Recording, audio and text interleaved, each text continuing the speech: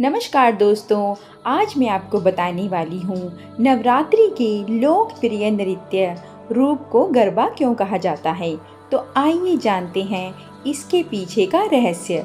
पर इसके पहले कृपया वीडियो को लाइक, शेयर और चैनल को सब्सक्राइब करना ना भूलें। यह नवरात्रि है और हर कोई पूजा उत्सव, सजने संवरने या शाम को दिल खोलकर नाचने में व्यस्त है। लेकिन इन सब के बीच हम अक्सर अपने रीति रिवाजों और परंपराओं के पीछे के कारण को समझना और जानना भूल जाते हैं। नवरात्रि सिर्फ एक राज्य में नहीं मनाई जाती, जबकि पश्चिम बंगाल में यह दुर्गा पूजा है, यह गुजरात में नवरात्रि है और दक्षिण भारत में यह गोलू की परंपरा है जिसे मनाया जाता है। हम सभी दुर्गा पूजा से परिचित हैं और यह बुराई पर अच्छाई का, महिषासुर के खिलाफ माँ दुर्गा की लड़ाई का उत्सव है। लेकिन फिर भी हर संस्कृति के लोग गुजरात के नृत्य रूप गरबा और डांडिया खेलते हैं। आप में से कितने लोग जानते हैं कि गरबा और डांडिया क्यों खेला जाता है, या फिर गरबा को गरबा ही क्यों कहा जाता है? क्या आपने कभी सोचा है कोई उत्तर? चलिए तो मैं आपको बताती हूँ। पश्चिम बंगाल के विपरीत गुजरात और महाराष्ट्र के कुछ हिस्सों में नवरात्रि को गरबों के साथ मनाया जाता है। गारबो, जैसा कि इसे कहा जाता है, छेद वाला एक मिट्टी का बर्तन होता है जिसे घर के एक पवित्र हिस्से में रखा जाता है और रोजाना पूजा की जाती है। घड़े के अंदर एक छोटा मिट्टी का दीपक भी जलाकर रखा जाता है, जहां कुछ लोग पूरे 9 दिनों तक दीपक जलाते हैं। वहीं कुछ लोग इसे केवल दिन के शुभ घंटों के दौरान ही जलाते हैं। गारबों को कभी कभी मोतियों, सजावटी कपड़ों के टुकड़ों, कांच आदि से सजाया जाता है और कभी कभी यह बिना किसी सजावट के सरल और सादा होता है। जैसे दुर्गा पूजा के दौरान देवी की मूर्ति घर लाई जाती है, वैसे ही पश्चिमी भारत के कुछ हिस्सों में नवरात्रि मनाने वाले लोग गरबों घर लाते हैं। गरबों का अर्थ माता अम्बा या जगदम्बा, दुर्गा का दूसरा नाम है, क्योंकि पश्चिमी भारत में उनकी पूजा की जाती है। लेकिन उसे गारबो क्यों कहा जाता है और बर्तन क्यों? मिट्टी का बर्तन या गारबो गर्भ का प्रतीक है। यह वस्तुत गर्भा से लिया गया है, जो गर्भ के लिए सांस्कृतिक शब्द है। अम्बा माता या अम्बे माँ एक नारी और संसार की रक्षक है। वह अपने बच्चों को बाहरी दुनिया के प्रकोप से बचाती है और हर माँ की तरह अपने बच्चे के लिए खड़ी रहती है। अंदर की रोशनी गर्भ में पल रहे शिशु का प्रतीक है। यह हर महिला, विशेषकर माताओं का सम्मान है। यह दुर्गा का उसकी संपूर्ण स्त्री महिमा में सम्मान करता है।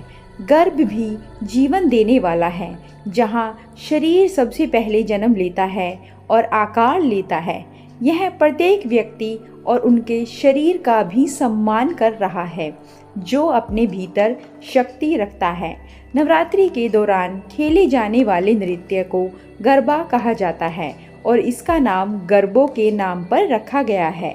परंपरागत रूप से नृत्यक एक वृत्त बनाते हैं और गारबों को वृत्त के बीच में रखा जाता है। इसके बाद नृत्यक सौम्य लेकिन उत्साही गतिविधियों में नृत्य करते हैं।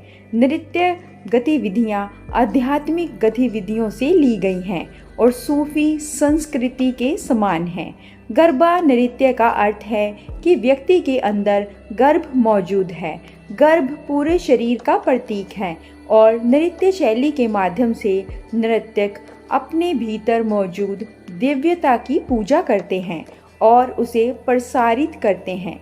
यह इस बात का प्रतीक है कि सभी मनुष्यों में दैवीय ऊर्जा होती है और वह शक्ति हर किसी के अंदर मौजूद होती है, चाहे वह छोटा हो या बड़ा, सफल हो या अज्ञात, अमीर हो या गरीब। यह विभाजन को पाटता है और सभी को एक साथ लाता है। डांडिया एक अन्य प्रकार का नृत्य है जो नवरात्रि के दौरान बेहद लोकप्रिय है। नवरात्रि में दुर्गा से जुड़ी हर चीज के विपरीत डांडिया वास्तव में कृष्ण से जुड़ा है। यह डांडिया रास है जो रास लीला में से एक है, जिसके लिए कृष्ण बहुत प्रसिद्ध थे। जबकि गुजरात में डांडिया 2 छड़ियों के साथ खेला जाता है और पुरुष और महिलाएं सकेंद्रित घेरे में होते हैं।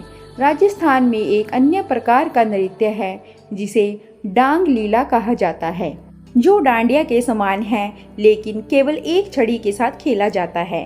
वे दोनों कृष्ण की रास लीला के रूप हैं और मूल संस्कृत शब्द रस से बने हैं, जिसका अर्थ है कला के माध्यम से उत्पन्न मानसिक स्थिति या भावना।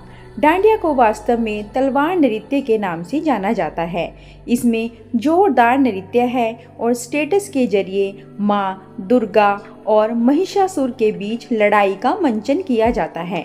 डांडिया की छड़ें उन तलवारों का प्रतीक है जिनका इस्तेमाल दोनों ने अपने द्वंद्व के दौरान किया था। ढोल और ताल जैसे संगीतमय पृष्ठभूमि वाद्य यंत्र युद्ध के मैदानों पर धातु की झंकार के प्रतीक हैं।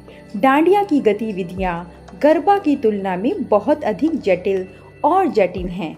जहां गरबा जीवन के जन्म का प्रतीक है, वहीं डांडिया बुराई के विनाश का प्रतीक है। दोनों साथ साथ चलते हैं और दोनों में से किसी एक के बिना नवरात्रि पूजा अधूरी मानी जाती है। जहां गरबा शुरुआत में और आरती से पहले खेला जाता है, वहीं डांडिया आरती के बाद आनंद और अंत में खेला जाता है। गरबा के चरण सुखदायक हैं और गाने भी, जबकि डांडिया गीतों में बहुत अधिक लय और ऊर्जा है। दोनों ही माँ दुर्गा की स्तुति हैं, एक ब्राह्मण की माँ के रूप में, उनके कोमल सौम्य प्रेम पूर्ण रूप में, और दूसरी एक भयंकर योद्धा सभी बुराइयों की विनाशक के रूप में। दोस्तों, अगर जानकारी अच्छी लगी हो तो कृपया वीडियो को लाइक, शेयर और चैनल को सब्सक्राइब करना ना भूलें। धन्यवाद।